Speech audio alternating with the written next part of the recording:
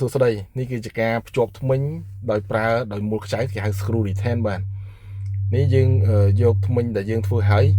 នេះមានដែកខាងក្នុងគេហៅថៃបាហើយដល់ពេលធ្មេញខាងលើវាជាស៊ីកូនីថៃបាស៊ីកូនី monolithic អញ្ចឹងឈ្មោះវាបាទគឺធ្មេញល្អជាងគេហើយយើងភ្ជាប់វាហ្នឹងគឺយើងអត់ភ្ជាប់ដោយស៊ីម៉ង់ទេបើភ្ជាប់ដោយស៊ីម៉ង់ដល់ពេលយើងចង់សម្អាតបាតវានៅខាងក្រោមអញ្ចឹងព្រោះដោយសារធ្មេញដាក់ច្រើនអញ្ចឹងគឺត្រូវតែមានចំណីអាហារនៅខាងក្រោមវាហើយនៅក្នុងករណីដែលយើងមិនសម្អាតមិនស្អាតវាគ្រាន់តែធំក្លិនអីអញ្ចឹងណាហើយបើសិនជាយើងអាចបាញ់ទឹកបាញ់អីអញ្ចឹងជួនកាលដល់ពេលយូរពេកទៅវាកកយើងអាចបាញ់ចេញទេតែបើក្នុងករណីយើងមួលខ្ចៅអញ្ចឹងបានន័យថា6 ខែមួយឆ្នាំយើងចង់ដោះសម្អាតវាគឺដោះចេញមកគឺសម្អាតបាន 100% គឺ100% ហ្មងព្រោះដោយសារយើងដោះចេញមកខាងក្រៅដូចយើងអត់តន់ភ្ជាប់អីហ្នឹងគឺយើងអាចមួលខ្ចៅដោះចេញបានអញ្ចឹងបាទវាងាយស្រួលក្នុងការសម្អាតចែកទេសហ្នឹងគឺងាយ